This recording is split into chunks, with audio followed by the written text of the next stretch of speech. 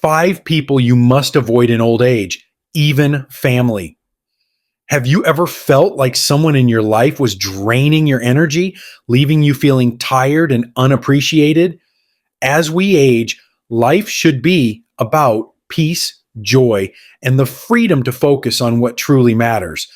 But here's the truth. Some people, yes, even family, can disrupt that peace and steal your happiness. In this video, we'll uncover the 5 types of people you must avoid to protect your mental health, your independence, and your well-being. These aren't just small annoyances. They can hold you back from the life you've earned. Setting boundaries isn't selfish. It's an act of strength.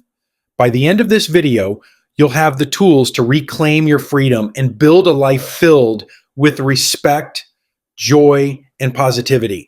Stay with me, because this might just be the most important step to finding true peace in your golden years. 1. The overly dependent. Have you ever felt like someone keeps leaning on you not for love or support, but because they know you'll always say yes? It's exhausting, isn't it? Imagine this. You've just brewed your favorite tea, ready to enjoy a peaceful moment of quiet. Then the phone rings. It's your niece, or maybe your sibling, or even one of your children. They need a quick favor. Of course, you say yes. You always do. After all, you've been the dependable one in the family for years. But then it happens again and again. The small requests start to snowball. Picking up groceries, making phone calls, or babysitting. They always seem to need something. You love them, but it's starting to feel like your time isn't your own anymore. And the worst part? They might not even realize how much they're draining you. They say things like, "I don't know what I'd do without you," or "You're the only one I can count on," making you feel guilty for even thinking about saying no. Here's the truth. No one tells you. Always being the go-to person can quietly steal away the freedom and peace you've worked so hard to earn. Your golden years should be about joy, peace, and spending time with people who lift you up, not constantly solving other people's problems. So how do you break free without hurting the people you love? The answer is simple. Boundaries. Saying no doesn't mean you don't care. It means you care enough to protect your own well-being. Setting boundaries isn't about shutting people out. It's about showing them where your limits are. It protects your energy, your time, and your health while teaching others an important lesson: how to take responsibility for their own lives. For example, when someone asks for a favor that feels like too much, you can say, "I'd love to help, but I can't manage that right now." Or, "I'm sorry, I've been feeling stretched thin lately and need to focus on myself." These are simple yet effective ways to assert your limits with compassion. And here's something important. You don't need to justify yourself. You don't owe anyone a long explanation for protecting your peace. Your time and energy are precious, and your well-being is reason enough. But this isn't just about you, it's also about them. While it might feel uncomfortable at first, setting boundaries gives overly dependent people the chance to grow. It forces them to solve their own problems, develop independence, and find strength within themselves. At the same time, you can still be empathetic. You might say something like, "I know you're going through a lot, and I care deeply about you, but I've realized I can't always be the one to fix things." This lets them know you care while gently reinforcing your boundaries. Your time is precious and your energy is finite. You've spent years supporting others, raising families, and working hard. Now, it's your time to focus on what brings you joy, whether that's reading a good book, pursuing a hobby, or spending time with people who respect and celebrate you. Imagine how much lighter you'd feel if you could reclaim those moments of peace that overly dependent relationships have been stealing from you. One of the hardest parts of setting boundaries is overcoming the guilt. You might feel like you're letting someone down, But the truth is that prioritizing your well-being is not selfish. It's an act of strength. When you say no, you're not rejecting the person. You're rejecting the behavior that's been draining you. And over time, they'll learn to adjust. Start small. If someone asks for something that feels overwhelming, practice saying no in a calm and firm way. Or offer an alternative that works for you. For example, I can't do that right now, but have you thought about asking someone else? Or, I'm not able to help today, but I'm happy to support you in another way when I have more time. Each small step reinforces the message. Your time and well-being matter. Have you ever felt overwhelmed by someone who leaned on you too much? How did you handle it? Share your story in the comments below. Your experience might inspire someone else to take that first step towards setting boundaries. Remember, your golden years should be about joy, not obligation. By keeping overly dependent people in check, you create space for relationships that bring balance, support, and mutual respect. This isn't selfish. It's self-care. Together, let's protect our peace. 2. The overprotective. Sometimes love can feel like a cage. Have you ever been treated as though you can't handle your own life anymore? It might come from a place of care, but it can leave you feeling invisible, powerless, and even frustrated. Imagine this. Your daughter insists on going to all your doctor's appointments. At first, it feels like a kind and thoughtful gesture, but soon something shifts. She's not just sitting beside you, she's answering the doctor's questions before you can speak. She's deciding what's best for you, even when you know what you want. Suddenly, you realize that her love, though well-intentioned, is making you feel small. You're no longer in control of your own choices, and it's stifling. The truth. Overprotectiveness often comes from their fears, not your limitations. They worry about losing you. They worry about seeing you struggle. And while their concerns come from a place of love, the impact is clear. Their actions make you feel like your voice doesn't matter. So, how do you reclaim your independence without damaging the relationship?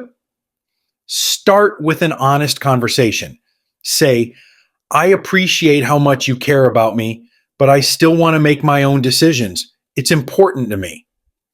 Framing your needs in a positive, respectful way can help ease their worries while reminding them that you are still in charge of your life. Setting boundaries doesn't mean pushing them away. It's about finding balance. For example, if your child insists on taking over a task you can handle, gently remind them, "Thank you, but I've got this." If a friend constantly advises against your choices, say, "I understand your perspective, but I'd prefer to make this decision myself." These small yet powerful statements reaffirm your autonomy. Remember, independence doesn't mean doing everything alone. It means having the freedom to choose. By addressing overprotectiveness with kindness and firmness, you can preserve the relationship while reclaiming your voice. Your golden years are a time to live life on your terms, and every decision you make reflects the strength and wisdom you've gained. Have you ever faced someone being overprotective? How did it make you feel? Share your experience in the comments below. Your story might help someone else navigate this delicate balance. Together, let's embrace the freedom we've earned and remind the world that our voices deserve to be heard. 3. The agest. What's the worst thing someone has said to you about your age? Did it make you feel small, irrelevant, or like you don't matter anymore? Those words, even if spoken without malice, can cut deep. They create doubt where there should be pride and make you question the incredible value of your experience. Imagine this. You're at a family dinner, talking about something you've spent decades mastering. Your voice carries the weight of experience, the lessons of challenges overcome, and wisdom gained over a lifetime. But before you can finish, a younger relative interrupts. You wouldn't understand how things work now. Their words sting. Suddenly, your confidence falters, and you wonder, Does anyone even care about what I have to say anymore? This is ageism, and it's everywhere. Sometimes it's subtle, like a joke about slowing down, and sometimes it's blatant, like dismissing your input altogether. But no matter how it appears, ageism is harmful because it undermines your self-worth and silences your voice. Here's the truth. Your age is not a limitation. It's a treasure trove of wisdom, filled with stories, lessons, and insights that no younger person could ever replicate. The problem isn't your value, it's that they don't see it. And often, that lack of understanding comes from ignorance, not malice. So, how do you handle ageism with strength and grace? Start by gently reminding others of the value your experience brings. If someone dismisses your input, say, "Actually, I've seen this before, and here's what I've learned." Statements like this not only reassert your voice, but also show them the depth of what you have to offer. It's also important to set boundaries. If a pattern of dismissive comments continues, it's okay to speak up firmly. "I appreciate your perspective, but I'd like to share mine too." Simple, clear statements like this can shift the dynamic while maintaining respect. Surround yourself with people who uplift you. Seek out relationships where your wisdom is not only respected but celebrated. Join groups or activities that encourage growth and connection where your voice can shine. Finally, reflect on how you speak to yourself. Have you ever thought, "I'm too old for this," or "maybe I shouldn't try"? These are seeds of internalized ageism. Challenge them. Your years are not a burden. They are your greatest asset. Have you faced ageism before? How did it make you feel, and how did you respond? Share your story in the comments below. It could inspire someone else to reclaim their voice. Remember, life doesn't stop at any age. It evolves. By standing up to ageism, you remind the world that growing older is not a problem to fix, but a privilege to be celebrated. The Opportunist. Have you ever wondered if someone in your life sees you as a person or as an opportunity? It's a tough question, but an important one, especially as we get older. When someone's attention feels more like manipulation than genuine care, it's time to take a closer look. Imagine this. An old friend or distant relative starts calling you again after years of silence. At first, it's heartwarming. They bring small gifts, share fond memories, and seem eager to reconnect. But soon, the requests start. First, it's a little financial help to get through a tough spot. Then, a bigger favor, a loan, a cosign, or something else that feels a little uncomfortable. At first, you oblige. You're a kind person and it feels good to help. But then you notice a pattern. They only call when they need something. The relationship feels one-sided, leaving you drained, frustrated, and doubting their intentions. This is the hallmark of an opportunist. They see your kindness and generosity, but instead of valuing it, they exploit it. And while it's natural to want to help those we care about, there's a line between supporting someone and being taken advantage of. Here's the truth. Kindness isn't a blank check. You don't have to say yes to every request, especially when it feels like someone is taking more than they give. The next time an opportunist asks for your help, practice saying, "I'm sorry, but I can't help with that." That's it. No need to explain further. Your boundaries are valid simply because they protect your well-being. It's also helpful to take a step back and reflect on the relationship. Ask yourself, does this person bring positivity into my life, or do they take more than they give? True relationships are built on mutual respect and care, not constant demands or guilt trips. If you're unsure, consider involving a trusted third party. Whether it's a financial advisor, a close friend, or even a counselor, having an outside perspective can help you see the situation more clearly. By setting boundaries, you create space for people who value you for who you are, not for what you can provide. Have you ever felt taken advantage of by someone close to you? How did you handle it? Share your experience in the comments below. Your story might help someone else recognize and avoid similar situations. Remember, your kindness is a gift, not a resource to be drained. Protecting yourself from opportunists isn't selfish. It's an act of self-care. And by doing so, you make room for the genuine connections that truly matter in your life. 5. The pessimist. Negativity is contagious. Have you ever shared your excitement with someone only to have them crush it with doubts? It feels like a weight you didn't ask for, dragging you down when you were ready to soar. Imagine this. You tell a friend about a new hobby you're excited to start. Maybe it's painting, gardening, or learning a new language. You're thrilled at the idea of trying something new, something just for you. But instead of encouragement, they respond, "Why bother at your age? What, isn't it a little late for that?" Their words might sound cautious, even caring, but they linger. You start second guessing your choices, doubting whether you should even try. This is the power of the pessimist. They don't always mean harm, but their negativity can seep into your thoughts, turning your enthusiasm into hesitation and your confidence into doubt. And at this stage in life, every moment of joy matters. Here's the truth. You deserve people who lift you up, not weigh you down. When faced with negativity, don't let it take root.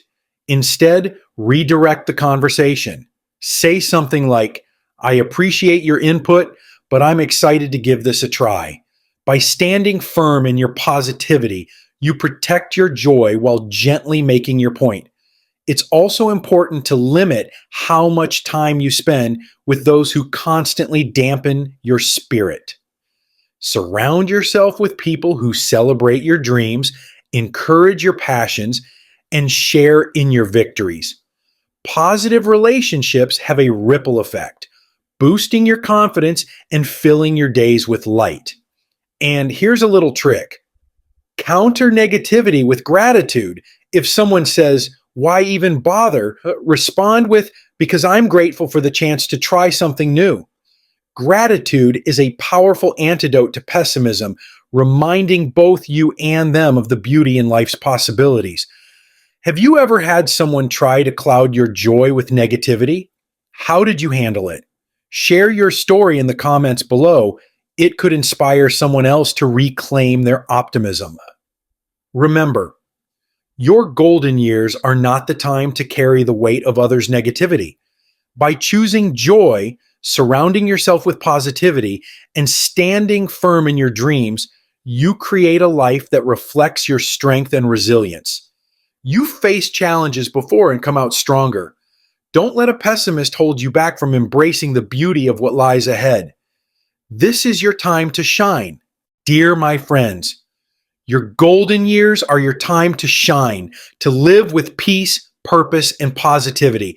But to fully embrace this chapter of life, it's essential to protect yourself from the 5 types of people who can drain your energy and disrupt your joy. Remember, setting boundaries isn't an act of selfishness. It's an act of self-respect. Have you ever encountered one of these challenges? How did you handle it? Share your story in the comments below. Together, we can create a community where you uplift and inspire one another. And if this video resonated with you, don't forget to like, share, and subscribe for more empowering content that celebrates you in your journey. Your wisdom is a gift. Don't let anything dim its light. Let it shine because you've earned it.